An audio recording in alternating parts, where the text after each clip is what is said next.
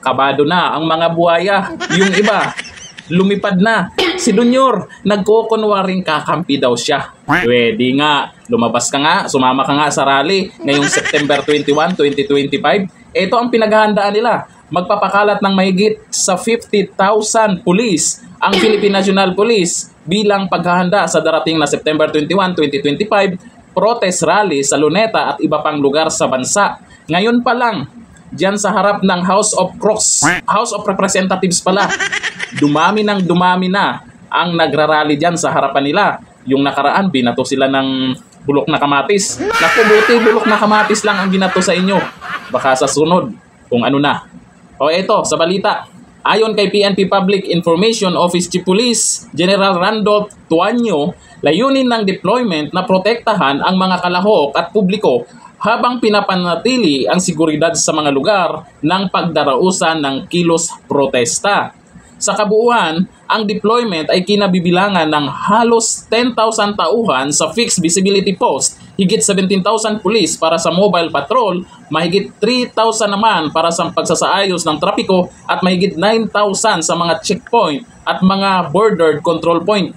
Samantala, mayroon pang 6,000 pulis ang naka-standby para sa crowd management, 4,500 naman para sa Special Security Force at 430 naman pulis na siyang magiging drone operator.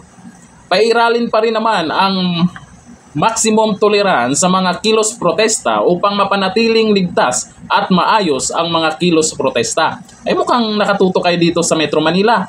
Kasi nagpost yung isang taga Butuan City na meron din sa September 21 sila. Hindi lang naman sa Metro Manila ang magaganap yan. Tapos dito yung tutukan, buong Pilipinas. Yung tutukan nyo dyan, mapipigilan nyo ba? Pag yung sasama sa rally dyan, galit na. Paano pagbatuhin kayo dyan ng kamatis? Kamatis ulit. Yung kakaunti nga lang na pumunta dyan sa harap ng House of Representatives, medyo nagkainitan na, nagtutulakan na. Ngayon pa kaya na malaking protesta ang mangyayari dyan sa Luneta at sa ibang lugar pa. Dyan sa House of Crocs, ay sa House of Representatives pala, bakit bantay sarado kayo dyan? Kaya ang tanong ng taong bayan, sino ba dapat ang protektahan? Yung mga buhaya o yung taong bayan na sumisigaw ng katarungan kung saan napunta yung pera? Yun pala, andon, busog na ang buhaya. O eto, sabi po ni Dumon Ray, Pilipinas lubog na sa utang, lubog pa sa baha, lubog sa korupsyon at sa kasinungalingan, kawawang bansa, kawawang mamamayan. Sabi ni John Pascual, sige baka magulat kayo, pati pulis nakamas. Pwedeng mangyari yan. Pwedeng gawin ng pulis yan na kunwari may sasabay para kung ano yung man yung mga bulong-bulungan na planong gawin ng mga nakarali ay malalaman agad nila. Pwede namang nilang gawin yan. Sabi ni Rene Fredo Aroma, mas maganda kung nandyan si Torireng. Torireng ay nakalib yun. Kaya siya ang unang kuyugin ng mga tao. Si Tore, hinahanap nyo. Tore, ba't masyado kang tahimik ngayon? Porkit nakalib tahimik, may social media, magsalita ka. Di ba may inalok sa'yo? Tanggapin mo na. Kung totoong may inalok sa kanya, mas mabigat daw Sabi ni Gimel Hasan, kailangan na kailangan si Tore dyan. Yung training niya, kailangan ipakita sa mga kapulisan na nasasakupan niya. Paboritong alalay pa naman ibangag yan. Marami po kasing kilalang content creator, kilalang personalidad na nanawagan na rin sa September 21. Akalain mo ngayon pa lang, dyan sa harap ng Kongreso, dumadami na ang nandyan. Ngayong araw, patuloy na dumadating yung iba galing Mindanao, yung iba galing Visayas para ilabas yung saloobin nila. Napapamura na yung iba. Nababalitaan ba naman nila? Bilyon-bilyon ang kinain ng mga buhaya. Tapos, yung mga Pilipino, naghihirap na. O sino yung masisi dyan? Hindi lang naman si Tamba. Yung iba kasi, puro Tamba. Pero yung mga pink ina, huwag kayong maniwala doon sa pinagsasabi nila.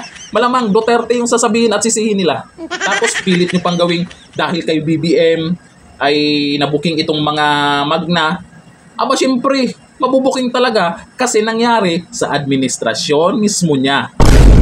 Umabot pa ng 3 taon bago niya nalaman. Aba, bilyon ang confidential fund niya. Buti pa si BP Sara. Alam niya, noon pa. Pero hindi kayo nakikinig sa kanya. Kaya imposibleng hindi alam to ni Dunyor noon pa. Kung hindi man mag-resign si Dunyor, kasi si Romualdez okay na. Nahiya na. Mayroon pa palang ganyan siya. Nahiya na. Itong si Dunyor, kung hindi mag-resign, Sana may malakas ang loob na magain ng impeachment sa kanya. At kung makalusot yan sa kamara, iyakan na. Hanggang dito na lang. Thank you. Bye-bye.